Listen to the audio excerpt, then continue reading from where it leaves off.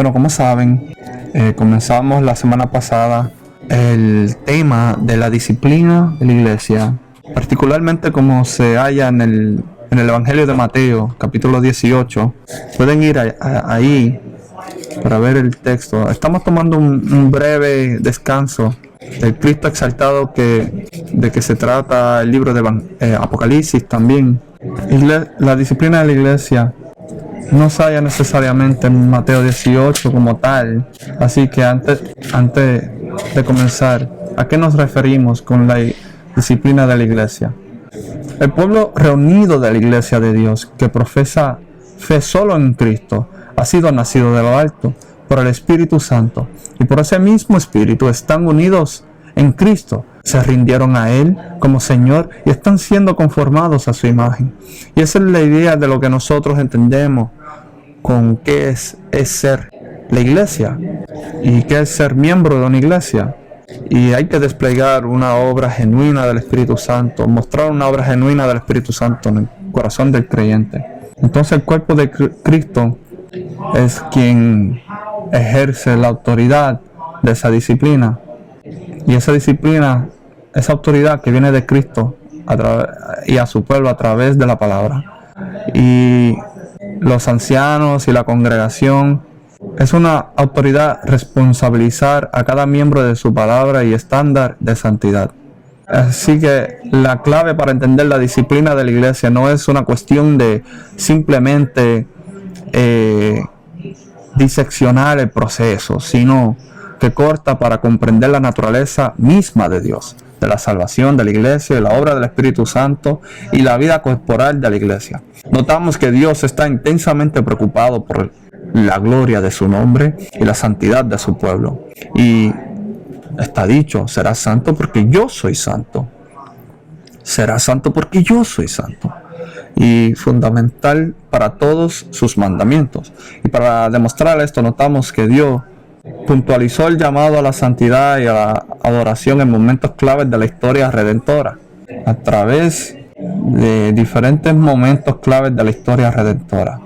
Y Dios acentuó el hecho de que Él quería que su gente, su pueblo, reflejara su santidad y cómo Él trataba con el pecado. En Levíticos 10, 1 al 3, Levítico 10, 1 al 3, en el establecimiento de la adoración, en el tabernáculo, inmediatamente antes de una exhibición de la presencia de Dios en la que el fuego consumió las ofrendas, Moisés relata que el fuego de Dios consumió a los hijos de Aarón por ofrecer adoración impía, es decir, fuego extraño. Entonces vino fuego del cielo para consumirlos a ellos, y luego Dios le dijo a Aarón que no había de lamentar la muerte de sus hijos. Luego vemos en Josué 7, al entrar en la tierra prometida, Dios proporciona una ilustración de los efectos corporativos del pecado y la necesidad de eliminarlo a través del relato de Acán,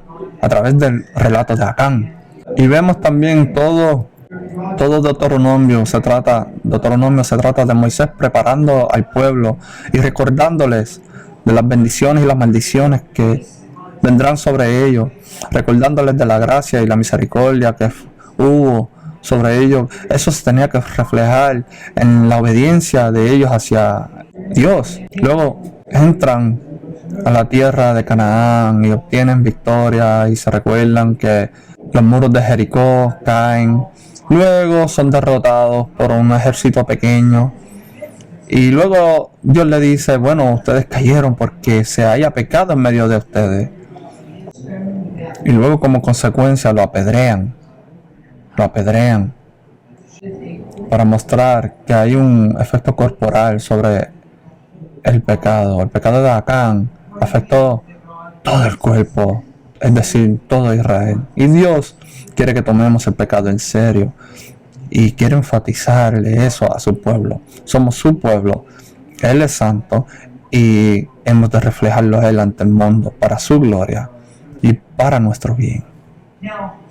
Ahora, a veces pensamos, eso es como uno tiende a pensar que el Dios del Antiguo Testamento está buscando darle muerte a la gente, y luego llegamos al Nuevo Testamento y pensamos que es un Dios de misericordia, es distinto, no confronta nada negativo, etc. Pero eso realmente es algo muy distinto del Cristo de las Escrituras. El Cristo en la última semana de su vida, él entra al templo y él dijo: esta casa es una casa de oración y lo están haciendo un lugar de ladrones, y los condenó por su hipocresía. Luego dice: Jerusalén, cómo quise reunirlos, pero habló acerca del juicio que vendría sobre ellos, la cual vino en el año 70 después de Cristo. Pero Dios quiso acentuar esto en el libro de Hechos. En el libro de Hechos se relata el establecimiento de la iglesia, y el Espíritu Santo ha venido y la iglesia ha sido establecida a través de la predicación del Evangelio por boca de Pedro, y uno de los resultados inmediatos fue que los que ahora estaban en Cristo estaban rebosantes de alegría y amor, como la nueva comunidad de Dios, es decir, como la iglesia. Se cuidaban unos a otros, vendiendo todo lo que tenían y compartiéndolo por igual entre sí. Además de esto, estaban complacidos, muy complacidos, de ceder a la enseñanza de los apóstoles y dedicarse a la oración. Y todos se maravillaban al ver las señales que acontecían por medio de los apóstoles. Era un tiempo de gran unidad, de gran gozo, de gran asombro, de todas las cosas de todo lo que estaba aconteciendo en medio del pueblo de Dios. Era una escena increíble, un momento increíble. La iglesia entró dramáticamente en escena con gran gloria y gran afecto, y atrajo la atención de todos aquellos que estaban en Jerusalén. A medida que la iglesia comenzó a crecer, la persecución comenzó a aumentar, pero también lo hizo la iglesia, es decir, en Hechos 4:4, posiblemente con un número de entre 10 a 15,000. Pero luego entonces, aunque las autoridades trataron de detener la predicación de los apóstoles, simplemente tomaron el sufrimiento y se encomendaron más bien a Cristo.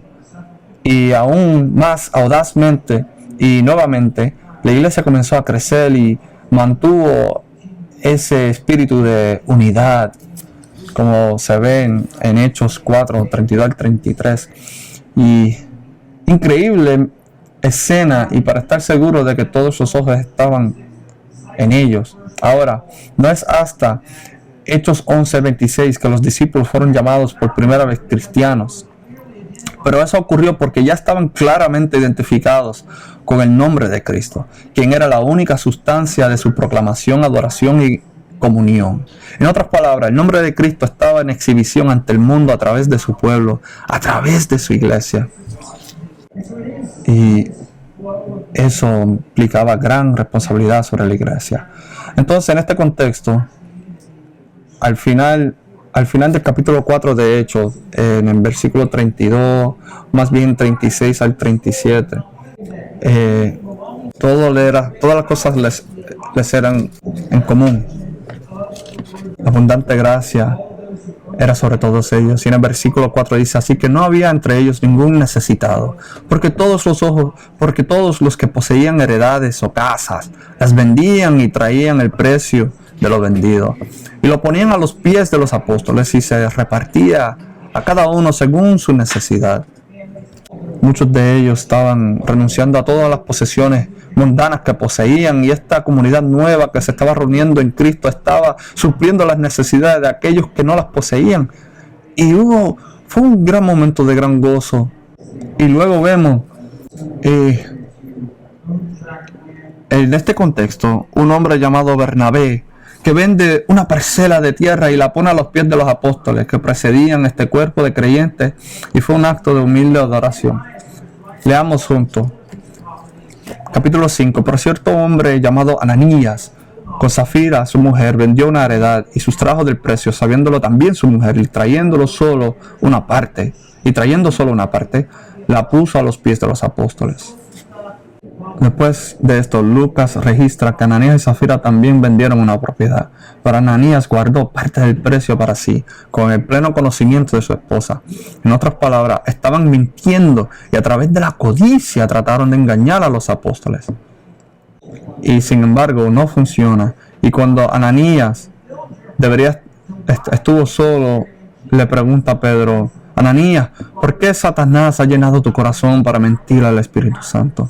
No has mentido a los hombres, sino a Dios. Es decir, Ananías, no has tratado a Dios como santo.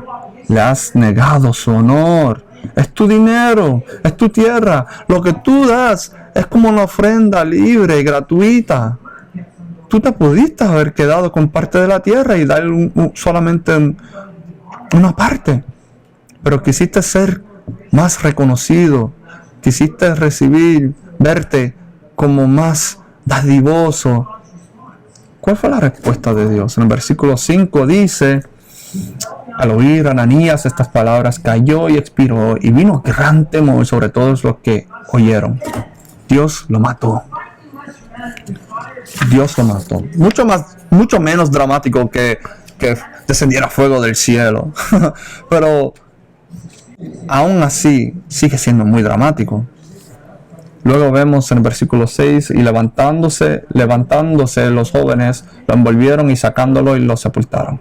Pasando un lapso como de 3 horas, sucedió que entró su mujer, no sabiendo lo que había acontecido. Entonces Pedro le dice, a ver, para si ella también. Le dice Pedro: dime, ¿vendiste en tanto la heredad? Y ella dijo: sí, en tanto. Y Pedro le dijo: ¿por qué conviniste en tentar al Espíritu del Señor? He aquí a la puerta los pies de los que han sepultado a tu marido, y te sacarán a ti. Y al instante ella cayó a los pies de él y expiró, y cuando entraron los jóvenes la hallaron muerta. Dios la mató y lo hizo públicamente, delante de todos los presentes, para establecer un punto: que Dios conoce la verdad. Dios conoce cuando mientes. Dios no lo tolerará y tienes que rendir cuentas. Él no tolerará eso entre medio de su pueblo. Y luego dice, veamos: y vino gran temor sobre toda la iglesia y sobre todo los que oyeron estas cosas. Sabían que Dios tomaba muy en serio el pecado, y es porque Él se preocupa por su gloria entre su pueblo.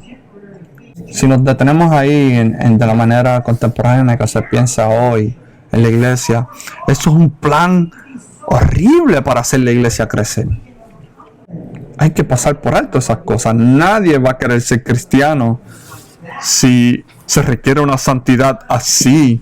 ¿Qué estrategia más terrible? Vamos a buscar la manera de cómo hacerlo bien. Pero eso no es lo que aconteció. Veamos en el versículo 12. Dice: y por la mano de los apóstoles se hacían muchas señales y prodigios en el pueblo, y estaban todos unánimes en el pórtico de Salomón. De los demás ninguno se atrevía a juntarse con ellos, mas el pueblo los alababa grandemente. No querían asociarse con ellos. Luego volveremos a esto. Pero dice que la gente, mas el pueblo los alababa grandemente. Luego en el 14 dice: y los que creían en el Señor aumentaban más, gran número así de hombres como de mujeres, tanto que sacaban los enfermos a las calles y los ponían en camas y lechos, para que al pasar Pedro, a lo menos su sombra cayese sobre alguno de ellos. Y aún de las ciudades vecinas muchos venían a Jerusalén, trayendo enfermos y atormentados de espíritus inmundos, y todos eran sanados. Dios se preocupa por su gloria y su santidad. El tratar con el pecado y el testimonio de Cristo solo crece y gana validez ante eso. Solo crece y gana validez. Imagínense eso. Autentiza el mensaje de gracia, no lo destruye. Hace auténtico el evangelio. Muy distinto y ajeno a como muchos piensan hoy día. Y la iglesia necesita destacarse entre la cultura. Necesita destacarse entre la cultura y destacarse por su compromiso con Dios, a través de su compromiso con la santidad y a través de su compromiso con la justicia. No estamos hablando de ridiculeces ni cosas tontas. Estamos hablando de la santidad. Este es su testimonio. Aquí estampado por la mano de Dios, el Espíritu Santo. Los cristianos son diferentes del mundo. El Dios de los cristianos es diferente. No es algo que no es claro, es algo que hay que entender en nuestros tiempos. La iglesia tiene que tener un claro mensaje sobre la sexualidad, un mensaje claro sobre los géneros, un claro mensaje acerca del aborto, un claro mensaje acerca del pecado y de la justicia, y del Evangelio y de Cristo Jesús. Antes de la guerra civil aquí en los Estados Unidos, los bautistas del sur excomulgaron casi el 2% de sus miembros cada año. Cada año. Sin embargo, como señaló Mark Dever, sus iglesias crecieron el doble de la tasa de crecimiento de la población. Ahí es cuando creció más. No fue un crecimiento superficial, fue un crecimiento genuino. Porque la gente comenzó a conocer a Cristo. Y como notamos nuevamente, luego al final del versículo 13 dice, el pueblo los alababa grandemente, le tenía grande estima. Honestamente, este es el tipo de consistencia e integridad que el mundo respeta. El punto es este: Dios será tratado como santo por su pueblo, y es esta santidad la que es nuestro testimonio al mundo y de la realidad del mensaje de gracia en Cristo Jesús. No se trata de ser torpes. Se trata de realmente vivir en santidad. De lo contrario, invalidamos el Evangelio y nuestra integridad ante el mundo cae.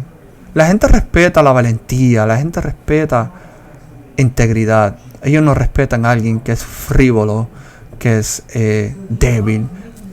Y la iglesia no es eso. Su santidad está atada al nombre de su pueblo. Y esa santidad es nuestro testimonio ante el mundo, y es la verdad y el testimonio de la gracia que recibimos. Y eso es lo que realmente está detrás de toda la disciplina dentro de la iglesia. Que hay que entender la naturaleza de Dios, la naturaleza de la iglesia, la vida misma de Dios y el testimonio de la iglesia ante el mundo. Cómo afecta, influye en la salvación de la gente, en la transformación de las sociedades. Aquí somos criaturas nuevas, todas las cosas viejas pasaron, aquí todas son hechas nuevas. Y eso es una realidad espiritual, la realidad espiritual de la iglesia y nuestra vida, y la vida detrás de ese entendimiento de las instrucciones que hemos recibido aquí. Se ven aquí en Apocalipsis y particularmente aquí en Mateo 18. Pero antes de leer el pasaje, entonces este es el propósito de la disciplina de la iglesia. Se trata de glorificar a Dios y de obrar para el bien de su pueblo, para la gloria de Dios y el bien de su pueblo. Y notemos, Dios se deleita en hacer el bien. Dios se deleita en hacer el bien. Él quiere bendecirnos individualmente y como congregación. Y Él quiere mostrar la generosidad de su naturaleza. Él quiere hacer eso. Él se deleita en eso. Y el pecado trae su oposición. Y la capacidad de poder hacer eso, porque no va a responder al pecado. La santidad y la justicia traen su bendición, mas la desobediencia no trae eso. Incluso cuando hay pecado, Dios prefiere perdonar. Incluso aún cuando hay pecado, Dios prefiere perdonar. Cuando vemos falta de santidad en nuestra vida, tenemos que examinarnos a nosotros mismos. Debemos comenzar ahí para evitar disciplina del Señor acerca de pecados que se hallan en nosotros. Pero Dios anhela hacer el bien a su pueblo. Y eso está detrás de las instrucciones de la disciplina de la iglesia. Él quiere hacerle el bien a su pueblo. Él quiere bendecir a su pueblo para el deleite de Él y de su pueblo. Edgardo lo mencionó en su llamado a la adoración, en su oración. Aún, incluso cuando hay pecado entre su pueblo, Dios prefiere perdonar, como se dice en Ezequiel 18:33. ¿Tengo placer yo en la muerte del impío? 18, 23. Él quiere que se arrepientan. ¿Quiero yo la muerte del impío?, dice Jehová el Señor. No, vivirá si se apartare de sus caminos. Incluso cuando hay patrones de pecado y la promesa del juicio, Dios presenta su bondad como su meta final. Dios presenta su bondad como su meta final. Lo vemos en el corazón de Dios, a través de la Escritura, aun cuando el pueblo y la gente de Él se sumerge en el pecado. Escuchen esto en Jeremías 32. Jeremías 32, 39 dice: y me serán por pueblo, y yo seré a ellos por Dios. Y les daré un corazón y un camino para que me teman perpetuamente, para que tengan bien ellos y sus hijos después de ellos. Y haré con ellos pacto eterno, que no volveré atrás de hacerles bien. Y pondré mi temor en el corazón de ellos para que no se aparten de mí. Y me alegraré con ellos, haciéndoles bien. Y los plantaré en esta tierra en verdad, de todo mi corazón y de toda mi alma. Porque así ha dicho Jehová: como traje sobre este pueblo todo este gran mal, así traeré sobre ellos todo el bien que acerca de ellos hablo. El corazón de Dios y su deseo es para el bien de su gente, es bendecirlos, es hacerlos florecer, que florezcan espiritualmente y en la vida. Él anhela eso. Pero eso está atado ¿a qué? Al temor de Jehová en sus corazones y caminar en sus preceptos. Es cuando somos obedientes y confiamos en sus promesas.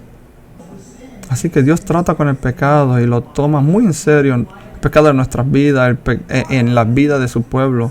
Pero en parte porque Él quiere bendecirnos, Él quiere hacernos bien. Y eso se ve en el libro de Hebreos capítulo 12. Para conocer el fruto de paz. Y ese es el propósito de Dios al tratar con el pecado. Pero para producir eso, tiene que tratar con el pecado. No puede pasarlo por alto. No puede pasarlo por alto. Porque afecta su gloria.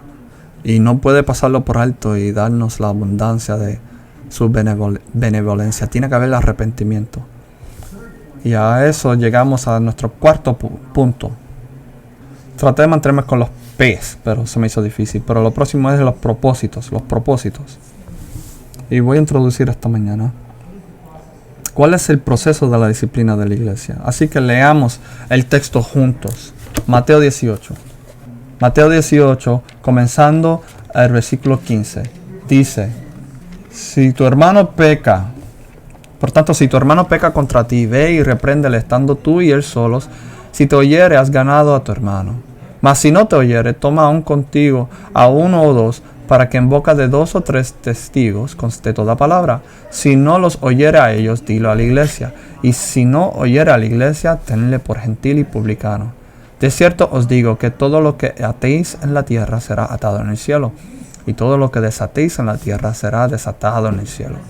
Otra vez os digo que si 2 de vosotros se pusieran de acuerdo en la tierra acerca de cualquier cosa que pidieren, les será hecho por mi Padre que está en los cielos. Porque donde están 2 o 3 congregados en mi nombre, allí estoy yo en medio de ellos. Y con eso consideremos el proceso de la disciplina. Y veamos el primero, en el versículo 15, una confrontación privada. Una confrontación privada. Dice: si tu hermano pecó, ve en privado. Ve en privado. Es un mandato de cómo tratar con el pecado. Ve a tu hermano solo, estando tú y él solos, y repréndele. Vamos a ellos de una manera individual y privada para señalar el pecado. Y antes de indagar más en esto, deja hacerle un hincapié que tiene que ver con esto. En nuestras mentes hemos formalizado demasiado la idea de la disciplina de la iglesia. Y a veces tendemos a limitarlo simplemente a pasos que se mueven a través de un proceso que termina en la excomunión o excomulgación. En realidad son simplemente los creyentes los que viven para tenerla en comunión y buscar la verdad y la santidad en amor. Cada vez que confrontamos o hablamos con otro acerca del pecado, estamos involucrados en lo que llamamos disciplina de la iglesia. Es caminar y hablar la verdad los unos con los otros. Esa es la vida del cuerpo. De hecho, siempre que confrontamos el pecado en la vida de alguien, estamos en el proceso de Dios disciplinando a su iglesia a través y por medio de nosotros, de los unos de los otros. Así que Dios se ocupa de la santidad. Y los pasos que se nos dan en Mateo 18, comencemos por hacer algunas observaciones. Veamos a través de las palabras de nuestro Señor y cómo tratamos con eso. No se trata de un proceso muy formal. No, simplemente está tratando acerca de cómo nosotros como creyentes vivimos juntos y perseguimos la verdad y la comunión entre nosotros. Así que veamos algunas observaciones. Primero, dice en el versículo 15, si tu hermano peca. Así que la observación obvia es que habrá pecado entre los hermanos. Sí se pecará el uno contra el otro. Y eso se llama no estando en nuestro cuerpo glorificado aún. Esa es la realidad. ¿Sabes? Somos justificados, pero seguimos siendo pecadores. Somos nuevas criaturas y estamos en unión con Cristo y somos justificados. Y estamos siendo santificados. Y algún día seremos perfectos y seremos como Cristo. Pero mientras tanto, tenemos el Espíritu Santo morando en nosotros. Así que pues lamentablemente sí pecaremos y sí se pecará en contra de nosotros. Hay que reconocer eso. La salvación no trae la erradicación inmediata del pecado, sino que introduce una nueva naturaleza. Y el Espíritu Santo que se opone a ella. El Espíritu Santo se opone a ella. Y lo hace de una manera variadas. El Espíritu hace esto internamente a través de la convicción del pecado. Pablo dijo en Gálatas 5:17 que la carne y el Espíritu se oponen entre sí para que no hagan lo que queréis. Así que el Espíritu Santo se resiste al pecado. Y una de las marcas claras de la regeneración y de la seguridad de la salvación es el odio al pecado. La incomodidad que provoca el pecado. Lo miserable que te hace el pecado. Y luego tomando ese pecado y llevándolo ante la gracia y la cruz. Y reconociendo que somos llamados a vivir vidas obedientes. Ese es el proceso de la vida cristiana. Por eso que el legalismo es algo tan horrible. Y una hipocresía inmensa. Pero el Espíritu hace esto internamente, pero también lo hace externamente, a través de la confrontación de los miembros del cuerpo de Cristo, como aquí acontece en el texto. Así que no esperen atravesar sus vidas de cristianos sin atravesar dificultades y confrontación con el pecado. Y hay gente que se aleja de la vida congregacional y corporal para no ser confrontado, para no rendirle cuentas a nadie, para no someterse bajo el liderazgo de nadie, para no servirle a nadie. No procuran servir, no procuran ejercer los dones. Y son muy juiciosos, les gustan juzgar. No me gusta esta iglesia, pero esta sí me gusta porque tienen cosas que me agradan. Esta no, porque dicen cosas que no me agradan, y sucesivamente. Pero en la vida cristiana habrá mucho de eso. Pecaremos nosotros y habrá gente que peque contra nosotros. Pero como una nota al calce, veamos. ¿Qué dice? Ve y muéstrale su culpa en privado. Aquí vemos, Jesús asume como una comunidad que vive en algún nivel de relaciones personales, lo suficiente como para conocer el pecado de otro, para que el pecado pueda ser identificado. Y bueno, tiene que haber una relación donde alguien sí puede señalarte ese pecado. Y por eso es necesario tener relaciones para poder en privado señalar eso. Para exponerle el pecado en contra y llamar la atención a una reunión práctica para abordar el pecado, ¿verdad? Pero luego vemos que dice, si él te escucha, has ganado a tu hermano. Jesús asume que la mayoría de estas confrontaciones terminarán con un resultado positivo de arrepentimiento. Es decir, si es un creyente genuino, se arrepentirá y recibirá la exhortación, recibirá la corrección, la recibirá en humildad. No tendrá problema con humillarse. Es decir, Jesús asume que la mayoría de estas confrontaciones terminarán con un resultado positivo de arrepentimiento y restauración. Ese es tanto el objetivo como la expectativa. El arrepentimiento y el perdón son el sabor general de este tipo de confrontación amorosa dentro de la iglesia. Se trata de restaurar relaciones y restaurar la comunión entre el pueblo de Dios. Esa es la meta y esa es la expectativa. El arrepentimiento y el perdón. Ahora, consideremos esto más de cerca. Primero, significa que tenemos que identificar el pecado. Tenemos que identificar el pecado. Entonces, esta es una pregunta. ¿Qué clase de pecado debemos enfrentar o confrontar? Aquí el término para el pecado es, perdóname, no sé cómo traducirlo, es griego, pero tiene el significado básico de perder la marca, bíblicamente, perder la marca. Y eso se mide por la justicia de Dios, no por los estándares nuestros, sino por los estándares de Dios. Y vemos en el legalismo como hay gente que acusa a los otros por su ropa, vestimenta, por el largo del cabello, etc. Pero no se trata de esas sanganas, se trata de pecado real. Aquí en el Antiguo Testamento vemos que el Antiguo Testamento abarcaría cualquier incumplimiento de los mandamientos de la ley mosaica.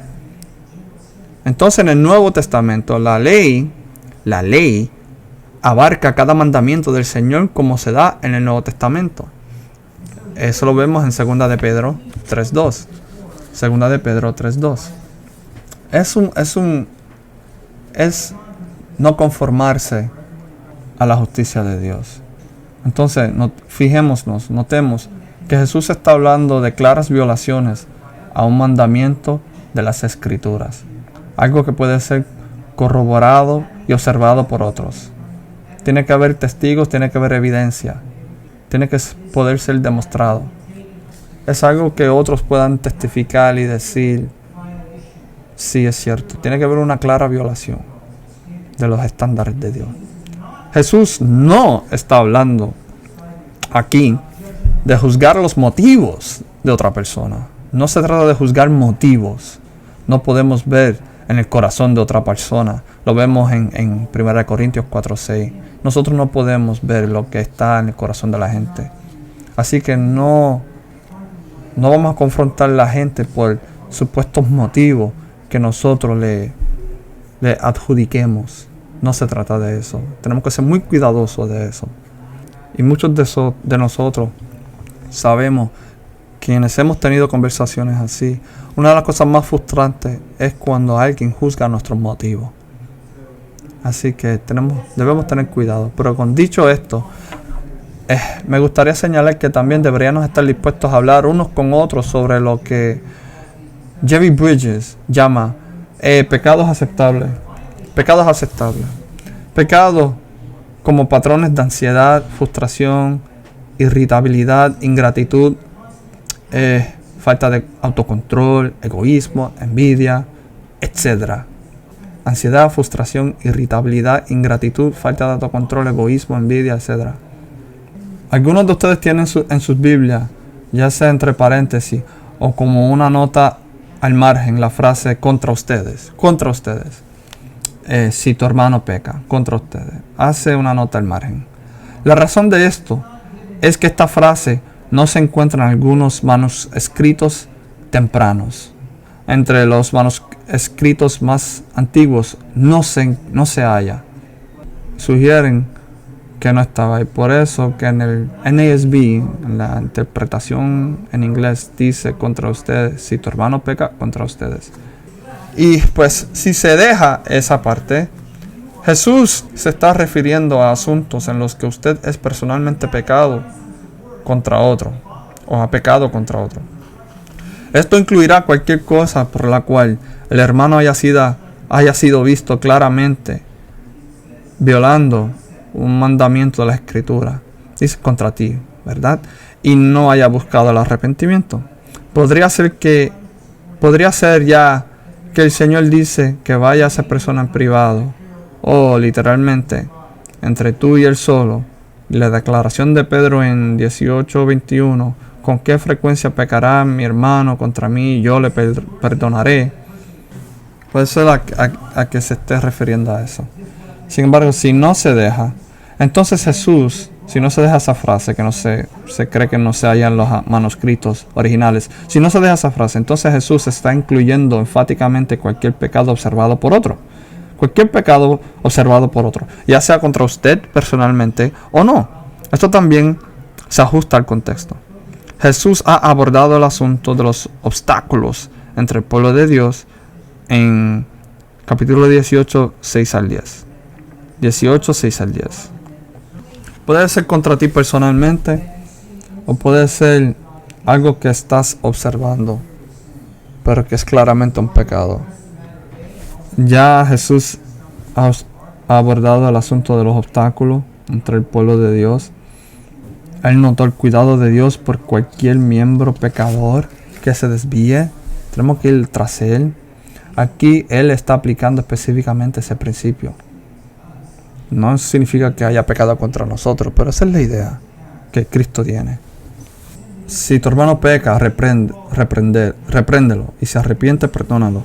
Y si él peca contra ti 7 veces y regresa a ti 7 veces diciendo me arrepiento, perdónalo.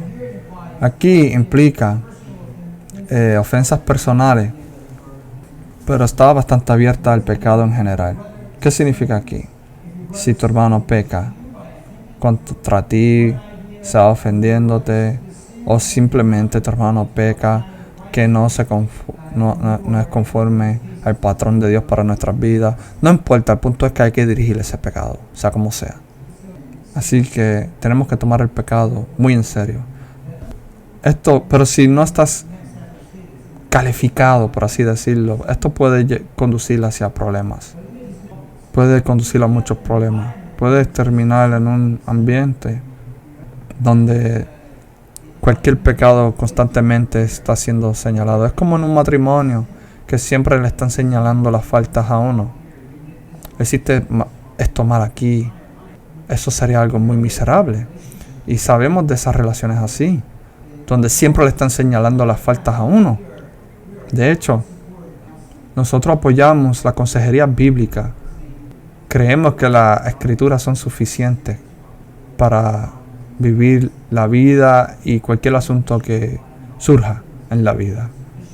La Biblia es suficiente y la consejería bíblica toma eso muy en serio. ¿Por qué menciono eso? Porque a veces en un ambiente donde no se afirma eso, he perdido amistades acerca de esto, una en particular, donde todo se convierte en pecado y todo es señalar el motivo del corazón. Entonces todo se trata de cuál es el motivo detrás de todo. Entonces eso es opresivo, uno no puede vivir así. Tratando con el pecado no se trata de procurar el motivo. Y siempre que se peca contra nosotros hay que confrontarlo. La vida no se trata de eso. Y gracias a Dios que Cristo no nos trata a nosotros así. ¿Tú te imaginas si Dios te disciplinara por cada actitud y por cada cosa que tú hagas? Viviríamos en un constante estado de disciplina. Yo también. El amor es generoso. El amor cree todas las cosas. Espera en todas las cosas. Y ese es el carácter general del cual debemos vivir los unos con los otros. Y no se trata de señalar cada pecado constantemente. Todos luchamos en diferentes áreas de la vida, pero hay misericordia y nos toleramos los unos a los otros. Debemos tener cuidado cuando estemos señalando el pecado. Entonces, ¿a qué tipo de pecado se está refiriendo? Notemos 3 puntos en cuándo debemos confrontar el pecado. Cuando el pecado puede crear un ambiente, cuando afecta nuestra comunión, cuando ya no puede haber comunión y gozo. Un ejemplo, de esto lo vemos en Filipenses capítulo 4. Cuando es un obstáculo para el compañerismo, la implicación aquí es que este pecado ha causado una ruptura en el tipo con un individuo o entre el cuerpo. Filipenses 4:1. No hay comunión, hay que dirigirse a la falta de comunión. Nuestros hermanos tienen que unirse y tienen que aclarar sus diferencias. Tito capítulo 3, Pablo dice, versículos 9 y 10 dice, 9 al 10 dice, pero evita las cuestiones necias y genealogías y contenciones y discusiones acerca de la ley, porque son vanas y sin provecho. Al hombre que cause divisiones después de una y otra amonestación, deséchalo. Una persona que se obsesiona con cuestiones y doctrinas secundarias de una manera que causa división. Ese es un tipo de pecado que hay que confrontar, porque está ocasionando una ruptura en la comunión. Y nuestro pacto de membresía es esta. Aquí en esta congregación, nuestro pacto de membresía es esta. Por la presente acepto no enseñar en contra, causar disensión o oponerme abiertamente a ninguna doctrina como se indica en la declaración de fe de Newtown Bible Church. Y cumpliré con todas las políticas de Newtown Bible Church, como se establece en la constitución de la Iglesia Bíblica de Newtown y sus leyes. Porque se entiende que no promueve la unidad del cuerpo. Al declarar lo anterior, también reconozco que no estoy obligado a estar completamente de acuerdo en cada detalle de la declaración de fe de la Iglesia Bíblica de Newtown, sino que tengo espacio para diferir en ciertas doctrinas que no están directamente relacionadas con el Evangelio y aquellos asuntos esenciales para la fe salvadora en Cristo Jesús. Es un reflejo. No procuramos división entre nosotros. Juan 9. Cuando hay pecado en una relación y comienza a haber amargura en el corazón y comienza a distanciarse el uno del otro, eso es un pecado que hay que atender. Tienes que confrontar a esa persona y tienes que mostrarle la ofensa, sea real o percibida, pero se tiene que atender, porque se forma amargura, raíces de amargura en el corazón. Al unirnos aquí y celebrar la Cena del Señor es un retrato de la unidad que hay entre nosotros. Tenemos que tratar con eso cuando no hemos perdonado a alguien o cuando alguien tiene algo en contra de nosotros. Hay que tratar con eso. Así que tenemos que tratar con el pecado cuando crea desarmonía con los compañeros. Tenemos que tratar con el pecado cuando sea habitual. Cuando es continuo. Esto no quiere decir que si una persona solo comete adulterio, asesinato o robo una vez debe ser ignorado. No se trata de eso. No vamos a ignorar eso. Hay categorías de pecado que las Escrituras reconocen como más graves en sus consecuencias para el individuo y el cuerpo, ¿verdad? Pero el pecado no de esa naturaleza, sino un patrón de desobediencia debe ser abordado. Debemos ir hacia esa persona y ayudarlo a ver su pecado. Tal vez sean ciegos a eso, no lo ven. Deja darte un ejemplo. Segunda Tesalonicenses, capítulo 3, 11 al 15. 3, 11 al 15. Porque oímos que algunos de entre vosotros andan desordenadamente, no trabajando en nada, sino entremetiéndose en lo ajeno. No está diciendo que hubo alguien que tuvo un día perezoso, un día que no fue productivo, que debes reprenderlo por eso. Él está diciendo que hay un patrón, y andan desordenadamente, no trabajan en nada, sino entremetiéndose en lo ajeno. Y están esperando que otros hagan por ello, porque son vagos, son perezosos. Eso hay que atenderlo. Es alguien que debe ser confrontado. Y dice en el versículo 12, a los tales mandamos y exhortamos por nuestro Señor Jesucristo que trabajando sosegadamente coman su propio pan. Y vosotros, hermanos, no os canséis de hacer bien. Y hay muchos ejemplos. Pero si es algo continuo, que una persona se ve habitualmente está demostrando una vida indisciplinada y convirtiéndose en una carga para los demás. Cuando hay alguien siempre que se está quejando, siempre está mostrando celos por otro, que siempre muestra una falta de dominio propio, continuamente muestra pereza y no se motiva a trabajar, debemos ir a ellos y señalarle esas faltas. Otra, cuando es habitual, cuando sea habitual, sea con el cuerpo de Cristo o con nosotros personalmente, cuando veamos patrones de desobediencia, cuando es falsa enseñanza. Yo vi una cita, era una cita de Pinterest, de un pastor, un predicador que todos apreciamos. Dice: la doctrina, la gente viene donde mí y siempre dice: la doctrina divide. Y él dice: sí, la doctrina sí divide, porque divide el error de la verdad. Divide el error de la verdad. Y eso es lo cierto. Y eso es lo que vemos cuando vemos patrones de falsa enseñanza. Es la falsa enseñanza que socava las doctrinas esenciales de la fe. Las falsas enseñanzas que socavan las doctrinas esenciales de la fe y la salvación. Eso es lo que debe ser abordado. Esta es una gran parte del Nuevo Testamento. Por ejemplo, Pablo dijo que Himeneo y Alejandro, a quienes he entregado a Satanás para que se les enseñe a no blasfemar. Aquí vemos un ejemplo de que la falsa enseñanza que socava las doctrinas esenciales de la fe y la salvación deben ser abordadas. ¿Qué tipo de pecado debemos confrontar? Esas que son habituales, las que interrumpen la comunión y las que tienen que ver con falsa enseñanza y falsa doctrina. Al final del día, estas pautas nos ayudan a pensar en el tema de confrontar el pecado. Pero Jesús no pone limitaciones específicas. Y una regla general es que consideremos el asunto con el espíritu y oración. Yo sugeriría que si hay alguien o algún movimiento de conciencia que te impulse a ir a ese hermano o hermana, tenemos la responsabilidad ante Cristo de ir para su bien y de hacerlo.